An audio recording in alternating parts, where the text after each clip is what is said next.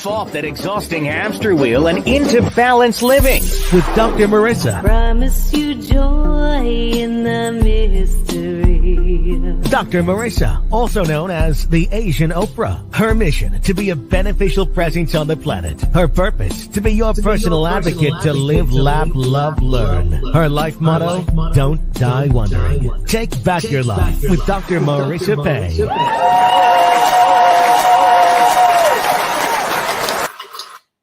And welcome. You are tuned into Take My Advice. I'm not using it. Get balanced with Dr. Marissa, the morning show here on NBC News, CNBC News, and NBC Sports radio station KCAA, AM 1050, FM 102.3, FM 106.5, and streaming everywhere. iHeartRadio, Spotify, Stitcher, Podchaser, Audible, and Amazon Music, iTunes, TuneIn, Tiki Live, Rumble, and more. I'm your host, Dr. Marissa, and producer of this show about hope and happiness. So there's no gossip, no scandal, and no K words. No Kanye talk at all, and no slap talk from the Oscars as well. Instead, I want you to focus on your own reality show and how you can be happy 88% of the time. Why not 100% of the time? Because then you are dead. If you're 100% happy, we need some contrast, and that's why I say 88%, which is most of the time. So I try to start you in the most positive way here on the show. And I have a very special guest today on the line. Welcome to the show, Jeffrey Sitcov. Thank you, Dr. Marissa.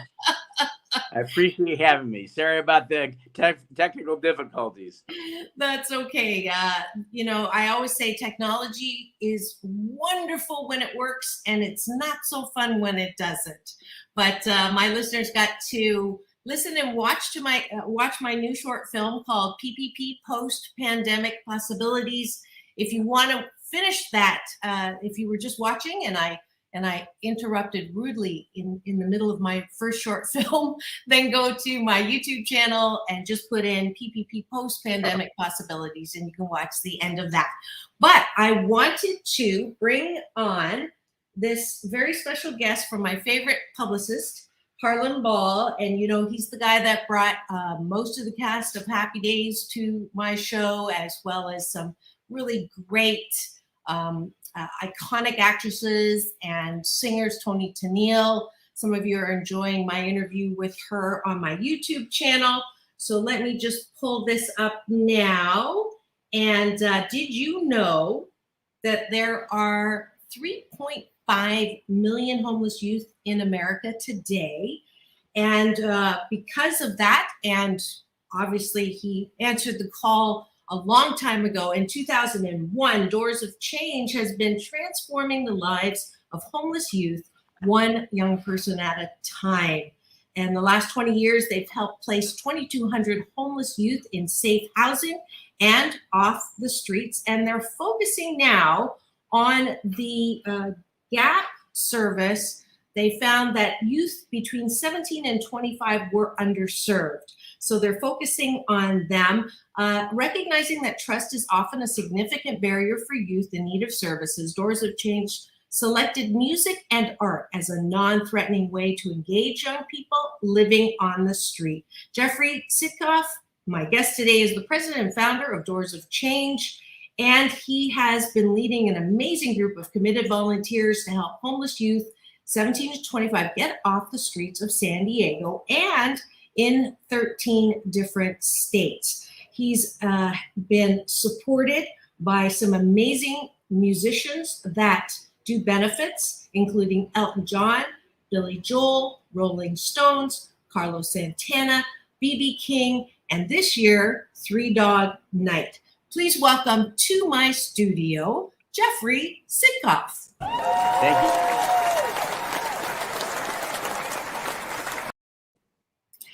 Welcome, welcome. That's quite the resume there.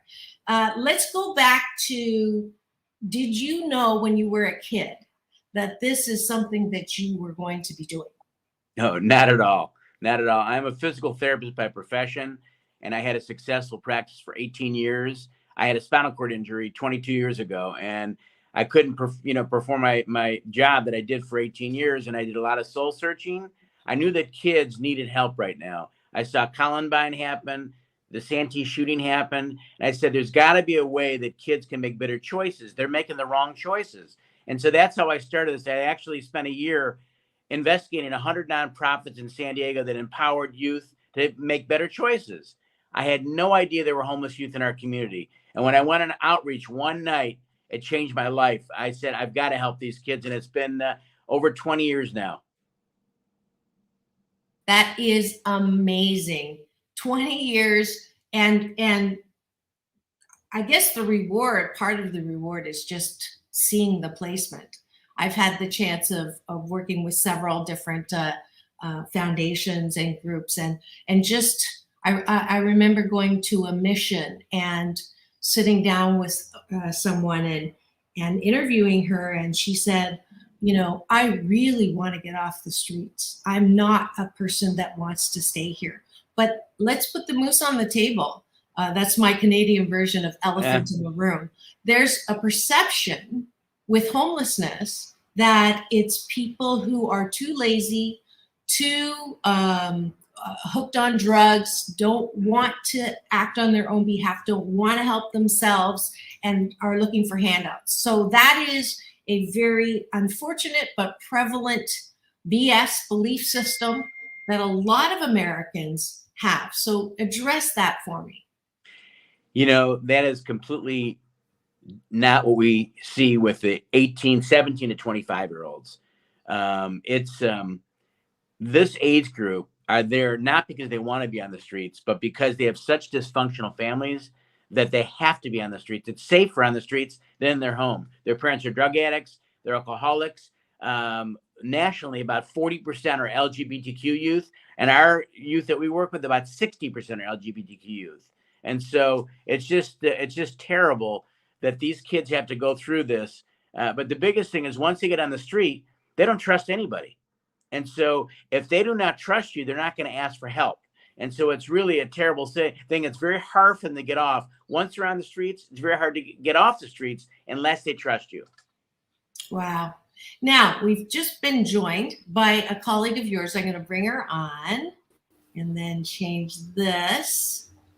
Actually, let's see. There we go. Welcome to the show, Joanne Newgard. I'm guessing that you know the gentleman above you. Good morning. Good morning. If you could introduce yourself, that would be awesome. Thank you. I'm Joanne Newgard, and I am the program director for Doors of Change, and have been blessed to be with this nonprofit for close to 5 years now. So Wonderful. Thank you for having us on today. And I'll ask you the same question. Did you think when you were a kid that this is what you would be doing? Probably not. Maybe not as young as a kid, but certainly as I went to school and I majored in social work and psychology, and I've always had a love for this age group. So it's not a complete surprise that this is where I'm spending the second half of my life with this wonderful organization. Wonderful. So the working with homeless has to take some level of skill, some level of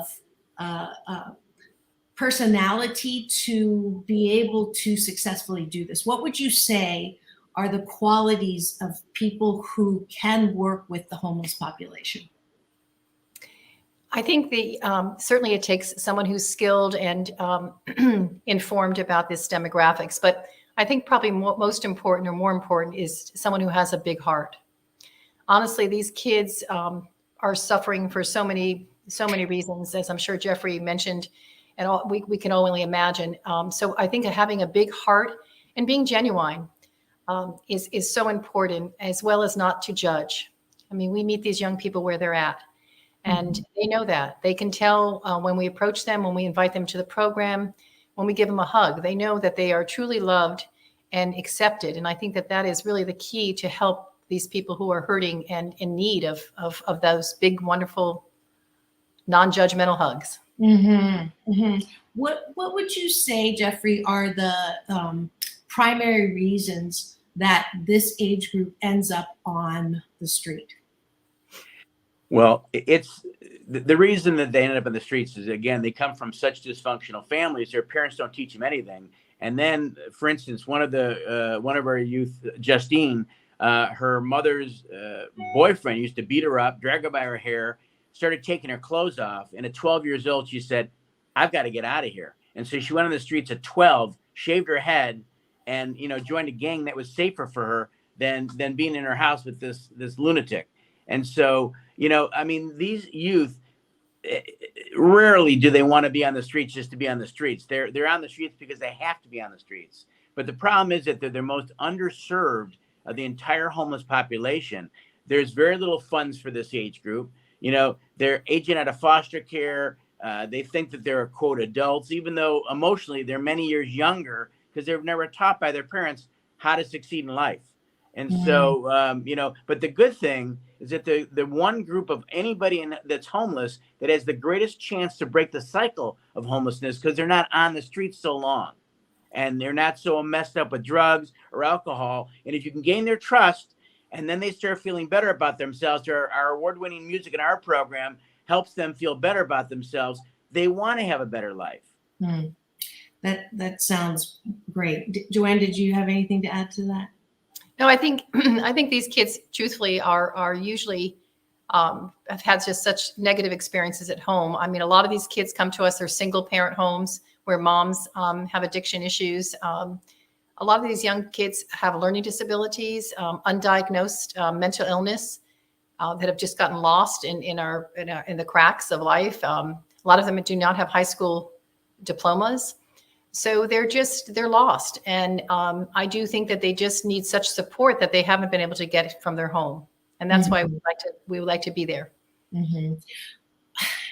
Now, homelessness was an issue for us before the pandemic, or as I call it, hashtag BC19, the time before COVID. Now it's worse. How have you, what have you had to do to adjust to that? And what are some things that people need to keep in the forefront of their mind when we're talking about homeless people? Sure. Well, we've had to adjust completely. We had to pivot 180% because we had a very successful award-winning program. We had 8,300 youth that came to this program that were homeless, and all of a sudden you can't see them anymore. And so we said we still have to do something to help these youth. And so we pivoted at more remote. So now instead of being with them face to face initially, we pivoted to a remote situation where we started doing outreach remotely, and actually we're busier now than we've ever been before. But one thing that happened is that we saw in the first year 110% increase in mental health issues, mental health referrals, and so these youth, even though they're homeless, they have the pandemic on top of them. And so it's very difficult for them, to really, they have a lot of pressure. They're afraid they could die because of because of COVID, et cetera. And so we saw that it went through the roof, our mental health referrals. And then we started a program, as Joanne will share with you about how to help the youth that have mental health issues. That's wonderful. I definitely, I actually am from a clinical background myself, and I don't have enough patients. So I went into organizational psychology and said, that's what my doctorate is in. But I was heartbroken when Camarillo closed. I was heartbroken when all of those mental health facilities closed, because I would say, what percent would you say of the homeless population that you encounter have untreated mental health issues? What is the percent that you would say? I'm asking all my experts. Sure. I would think that given this moment in time today, I would say 75 to 85% of our kids suffer. And when you talk about mental illness, that can be as simple as depression, anxiety, but it's escalated when you're on the streets and when you're without parental support and when you have COVID. And part of the reason why the mental illness was so increased during COVID is because so many of the facilities were closed due to the COVID regulations. So these kids had more isolation.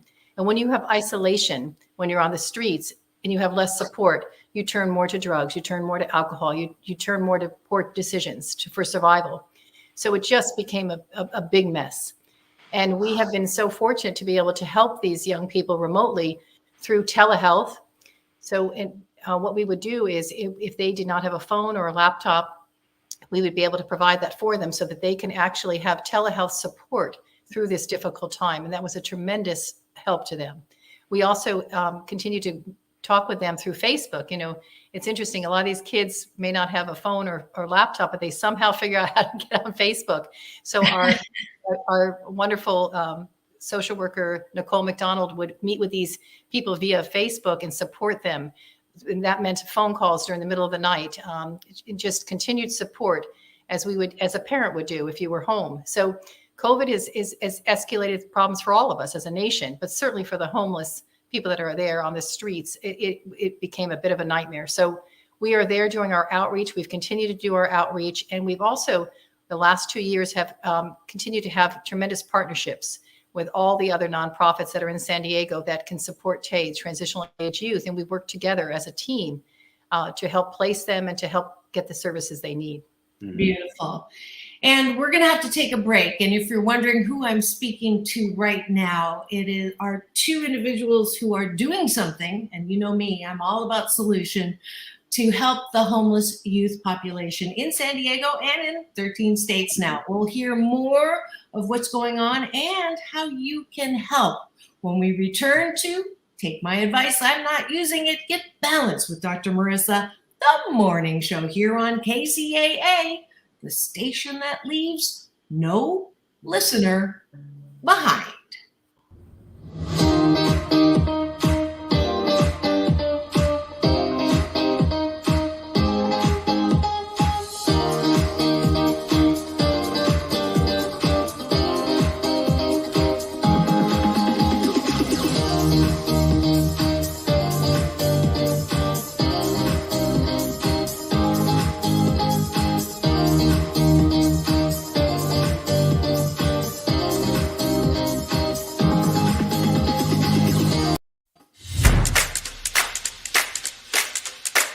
Hi, my name's Dr. Marissa. You know me as the Asian Oprah and the celebrity host producer of your morning drive time show, 8 a.m., called Take My Advice, I'm Not Using It, Get Balanced with Dr. Marissa, the morning show. And I'm on a happy 88 mission. That's 88 million more happy people in the next 8 years. And therefore, I'm delighted to tell you we're going to start something new that balances out all the bad news and gives you something to smile about. Yes, I'm starting a compliment line. So if there's a compliment that you want to pay someone, maybe your boss, maybe that cute person that you've got your eye on, then you can do so by calling 888-909-1050 and tell my screener that I have a compliment for Dr. Marissa. So I'll put you on so you can give that compliment and feel good about giving it, and the person receiving will feel good as well. There's more than one way to be happy with Dr. Marissa.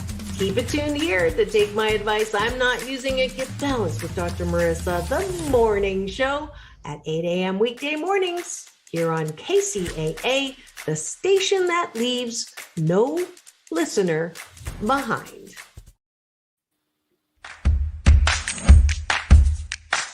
Well, she has been dubbed the Asian Oprah, and she just wants all of us to be happy.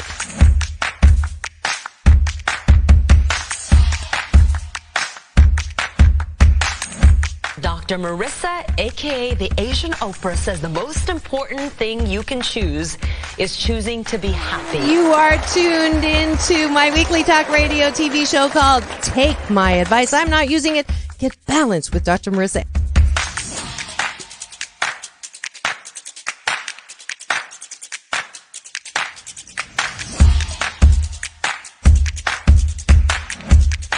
That's the idea for Dr. Marissa Pay's new book called 8 Ways to Be Happy. Many of us say, I am my own.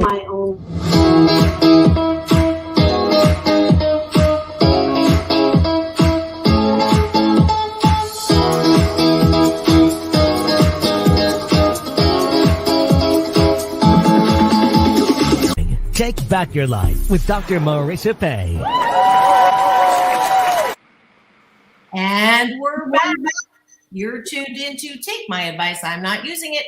Get balanced with Dr. Marissa, the morning show here on CNBC News, NBC News, and NBC Sports Radio Station KCAA, AM 1050, FM 102.3, FM 106.5, and streaming everywhere, including my YouTube channel. And now, because I have a fabulous engineer in studio live, we can also stream. So if you have questions or comments for my guests, please do put them in the chat. And today I am delighted to have Jeffrey Sitcov and Joanne Newgard from Doors of Change. It is a solution to homeless youth. And you know how I like to focus on the solution and not the problem.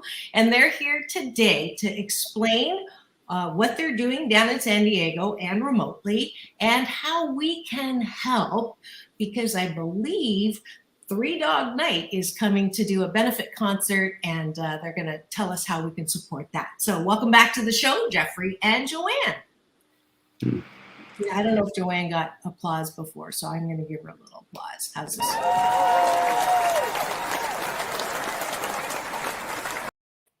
Can you tell I like applause? So, I had a question about the award-winning music and arts program. Tell me more about that and what award it is and why it's so helpful. 20 years ago, I wanted to bring music into the shelter for one night to give the kids just something for their soul. The kids went so crazy in a good way, laughing, dancing, singing, hugging each other. And the instructor said to me, Jeffrey, I've done this for 30 years. I've never seen anything that's brought these kids together more excited I've ever seen. The next day, we started our music and art program. It's been going for 20 years now. And we find that, you know, if you can give a youth an opportunity to learn music, we have 8 instruments that we teach, or art supplies or art, you know, art of all different types of art. It helps their self-esteem because they can master something for the first time many times. And they've been told they're garbage, they're not going to amount to anything, they're homeless, they're garbage. But when they do a mandolin or a ukulele or violin, a couple chords, and they start mastering it, even the first day, you start seeing them kind of sit up a little better, smile a little more, talk a little more, and you can just see them over time really build their self-esteem because they see they can master something. We also, instead of just giving them something, we have them earn instruments or art supplies if they'd like. And they come for 6 weeks, once a week for 6 weeks to earn it. That's a big, you know, that's a commitment for a homeless kid. We have almost 500 youth now that have earned instruments of their choice or art supplies. And they take it, they play it on the streets. Instead of begging, they're making some money. But more importantly, they're mastering something. They're feeling better about themselves. So it gives them hope for the future. And Joanne is an amazing facilitator for that program. She's brought so many people together. I want to have her share a little more about it. But it's very important that these kids feel safe. And she helps create the space with all the volunteers and staff to be in a safe environment. And when you think about a 17 to 25-year-old, they do what they want to do. And so if they are coming back 8,300 times, there's a reason they're coming back. Something's in it for them. And so I'd like to have Joanne share that with you. Well, it is true. That's a very challenging age, having 2 grown kids myself. So I think, again, it's our approach that sort of sets the tone. When we do outreach prior to the program twice a week, when we meet these young people, we invite them to our program. There's no pressure. There's no expectation. It's come as you are. They bring their dogs. And when they approach the program, they're met with these hand-picked volunteers that are really there for the right reason. They're there to support these people, again, without judgment. So they're met with big hugs. They're come in, they're tired, they're hungry. And again, there isn't an expectation except for them to be respectful of their surroundings. And we create the safe space. And at that time, we will offer them the opportunity to take a lesson, a music lesson or an art lesson. There's no pressure. And certainly, so many of them think that they're not talented or that they've never picked up an instrument before. But our art instructors, John January, who's been with us forever, they have such a gentle way that it really encourages them to just try.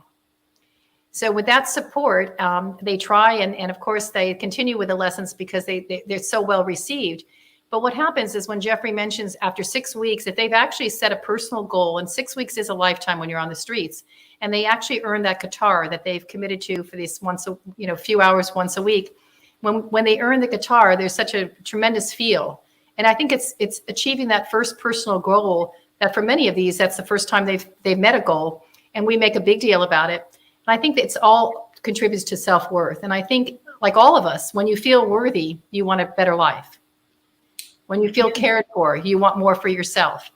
Right. And we actually can see that happening in the program where maybe I do want to get off the streets. Maybe I do want a better life for me. And so it's a very supportive way to have them feel better about themselves. And therefore, it's natural to want a better life when you feel worthy.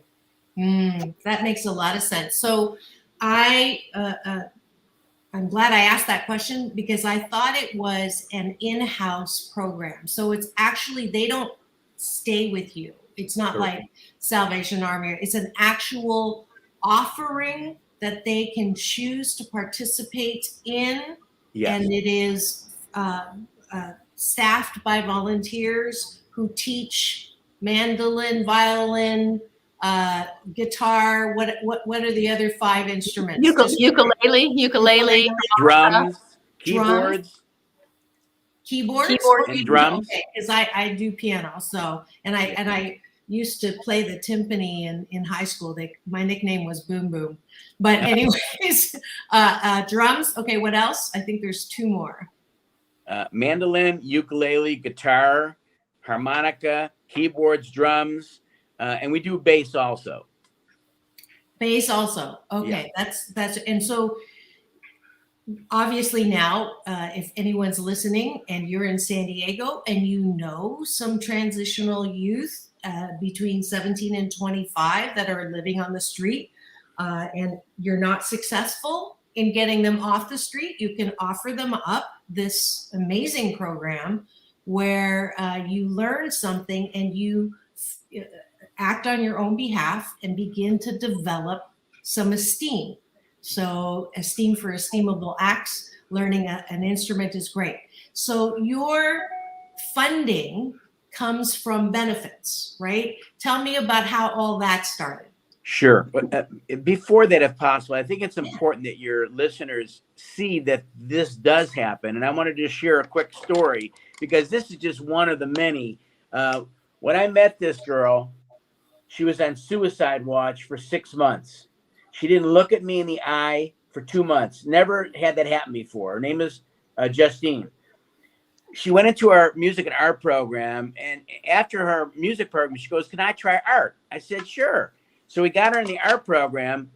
She just started taking off, started making jewelry, and she just loved it. And for the last almost 12 years now, she's been surviving, staying off the streets by selling her jewelry.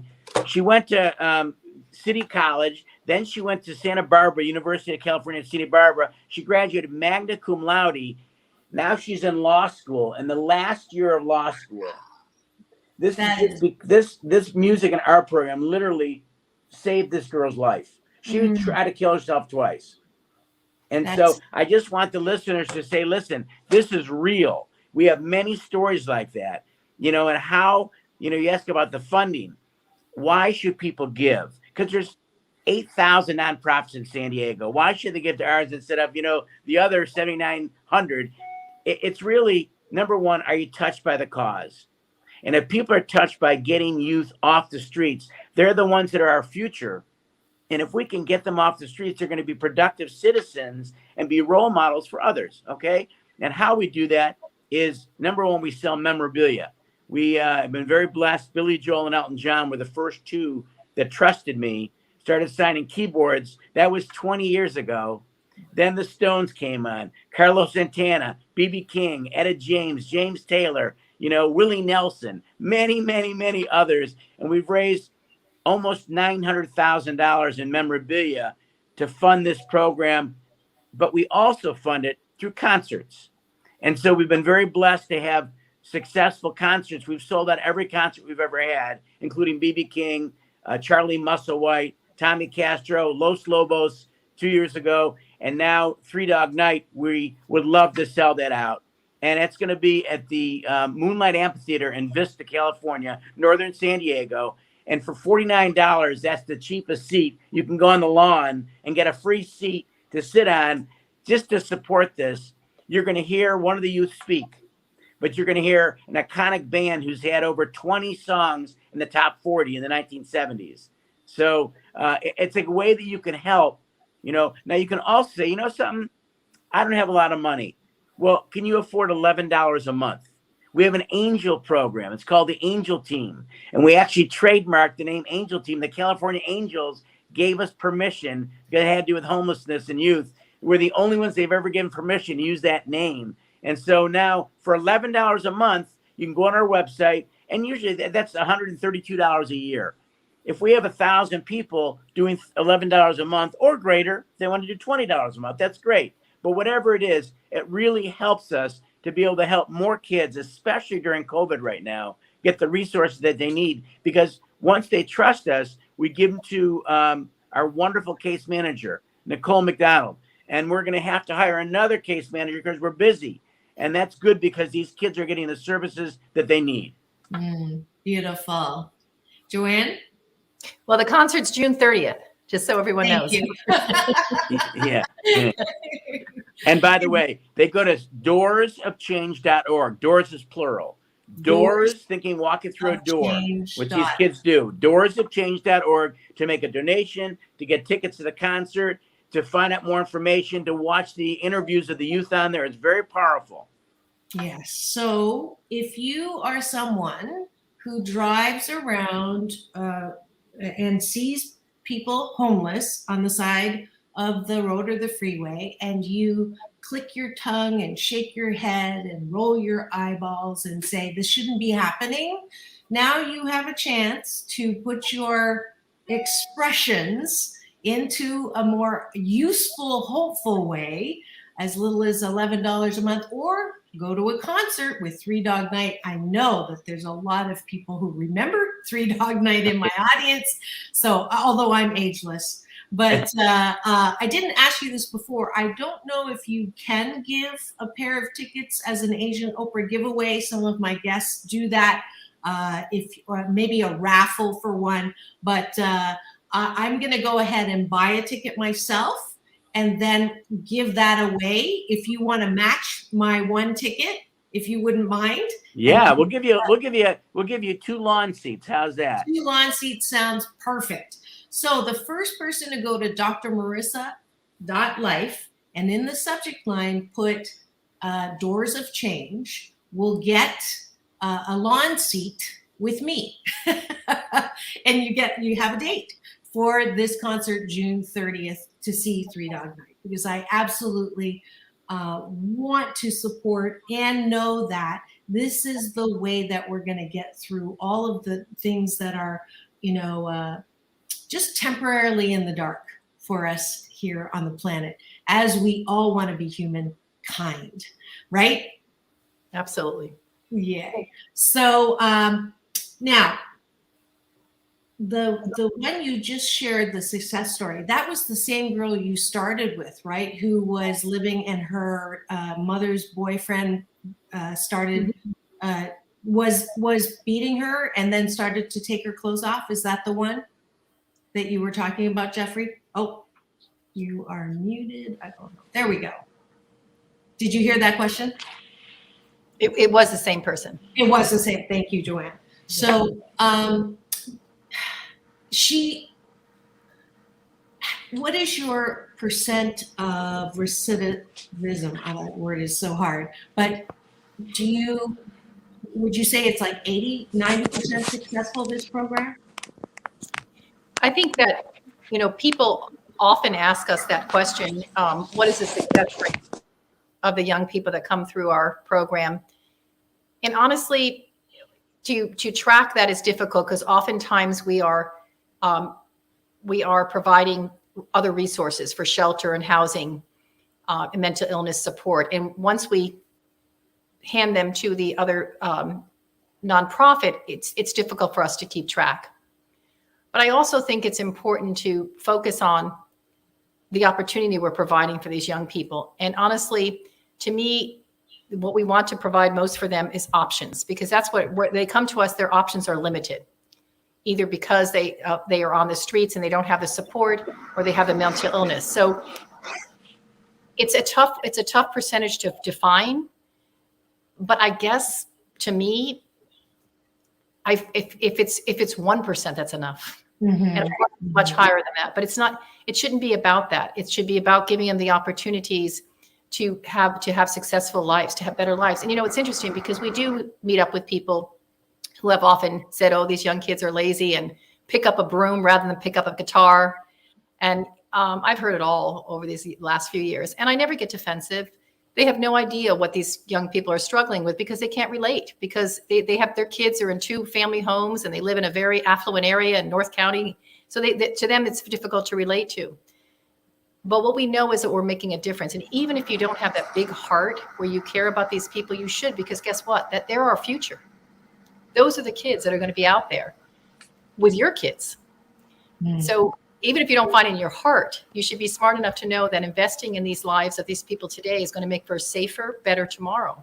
Mm-hmm. I mean, I do it with my heart, but I even appeal to those who may not have the same heart, but it just makes sense. It makes good sense for a safer community, and to just help support this cause to break the cycle of homelessness. And that's what it is. Yeah, it definitely, this approach, what I like about it, it is so much not the giving the fish, but actually teaching them how to fish. Absolutely. So that they can do something with their talent. But I love the esteem part of it. I love that. I think that is, providing a roof and temporary assistance with food and clothing and maybe training for job interviewing and things like that is important. And at the same time, to reach them at that level of esteem through creativity, that's brilliant. And for that reason, and what you're doing and your heart, Jeffrey and Joanne, I would like to give you Dr. Marissa's Beneficial Presence on the Planet Award.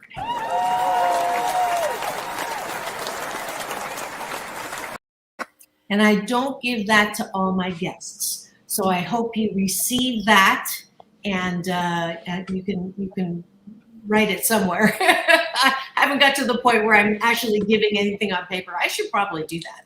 But thank you for what you're doing. And wonderful. Yeah. So what keeps you motivated? It must be a little bit frustrating when people say what they say to you, Joanne, about, you should just be giving them job skills and not something that is impractical, as well as maybe seeing somebody come in the program, do really well, and then go back out and get addicted again. So what keeps you hopeful? Jeffrey, we'll start with you. Jeffrey, I don't know if he can hear me. I'm not sure he can hear us. Yeah, I don't know either.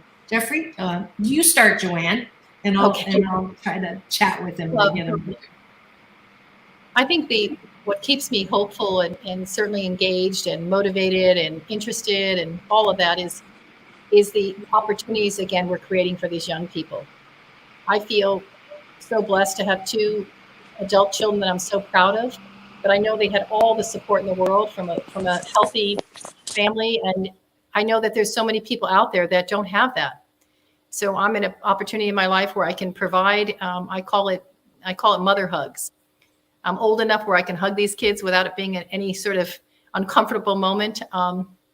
And I can see the difference. I mean, when probably what's most what I get mostly touched about is when I make a promise to these young people, whether it be to go visit them when they're incarcerated, whether it be to go to their home and drop off food, whether it be whatever it is. And when I show up, they just are completely, it's kind of like their face is shocked, number one, that an adult came through with a promise. And number 2, that I cared enough to see them for no other reason except that I care, not asking anything of them. And that is, to me, that smile, that face, that stays with me and keeps me going the next day. Wow, that's wonderful. That's wonderful. Looks like poor Jeffrey. First, his computer crashed, which is why he couldn't come on when he was supposed to, and then he couldn't get on the phone, and then he could, and now he's off again. So I'm glad I gave you guys the award when I did. Thank you so much for that. And honestly, we know there's lots of nonprofits out there, as Jeffrey mentioned, for you to take your time this morning with your show and to highlight us. And thank you so very much. Absolutely. And I wish let's see if you can hear us now. Jeffrey, are you there? Yes, we really appreciate, because we find that if you increase the awareness about the homeless youth issue, people have no idea the severity of it, and the key is that they can get off the streets. So they're the most successful of breaking homelessness of any age group are the transitional age youth, 17 to 25. So if you're touched, if you don't do anything, it doesn't help at all. If you're touched, go to our website at doorsofchange.org, make a donation of any amount. If you want to be on the Angel team, $11 a month, that's great, but anything would be helpful so we can get more kids the services that they need that their parents didn't give them so they can have a better life, a life they can be proud of, and be role models for other, youth to say, listen, I can do this also. Just to show you, the person that's going to be speaking at the concert was homeless between 12 to 16. She then went to college, then went to law school, then owned her own law firm, and last year was selected Miss Universe. African-American, successful, and she came from the streets. Wow. Yeah, Did she go through your program? No, she didn't go through our program, but she's just an example of a youth that broke the cycle and is now a role model for our kids or any kids to say, listen, you can do anything you want with a lot of hard work. She'll be speaking at the concert. Wonderful. Wonderful. So doorsofchange.org, is it? Yes. And if you want to sit on the lawn and watch Three Dog Night with me, it is www.drmarissa.life. Go to the subject line, put Doors of Change, and you will get the lawn chair beside me for the concert. I have a last question that I ask all my guests, which is, to who or what are you most grateful for? To who or what are you most grateful for? Joanne? Well, probably, and I'll try not to cry with this. My mom had the biggest heart in the world and always instilled in me that no matter how busy we get, no matter how successful we get, always be mindful that you can help others.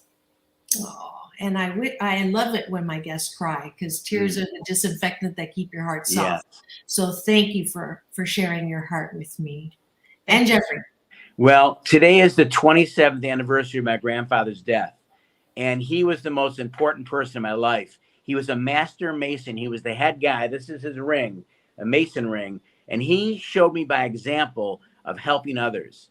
And he literally, for years, was the head of the whole Masons. He has a gavel that he used like the judge, and he just showed me how important it is to give back and help others. And I'm doing the work I'm doing for over 20 years because of my grandfather, Mike Markell, and it's his 27th anniversary today of his passing.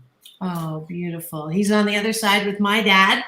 I'm sure they're I see people when they pass as just, they're not dead, they're just in the other realm that we all go to. And what they're doing is watching this giant screen TV of what we're doing. And every time there's success, they stand up and cheer for us. So that is where all of our cheerleaders are. Thank you so much for coming on to the show and sharing your work and your hope with me and my listeners. This is one thing that I do at the end of every show, which is if you would hold this up and say, peace in. Peace in. Peace out. Peace out. World peace. World peace. Through inner peace. Through inner peace. Thank you for the work that you're doing to help those transitional youth. Go to doorsofchange.org. Yes. And then go and support them. Thank you so much for coming on. Thank you, Dr. Marissa. We appreciate your help. Absolutely.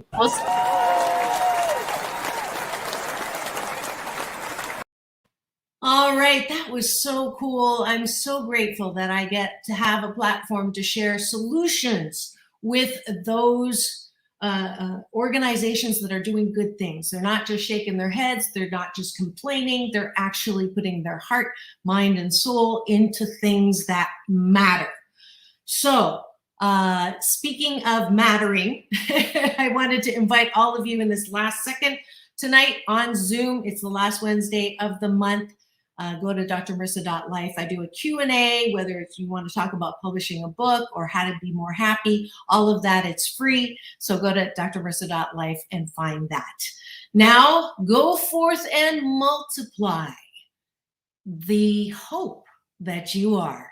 This is Dr. Marissa reporting live from my living room, wishing you the best day ever. See you tomorrow. Jump off that exhausting hamster wheel and into balanced living with Dr. Marissa. Promise you joy in the mystery. Dr. Marissa, also known as the Asian Oprah. Her mission to be a beneficial presence on the planet.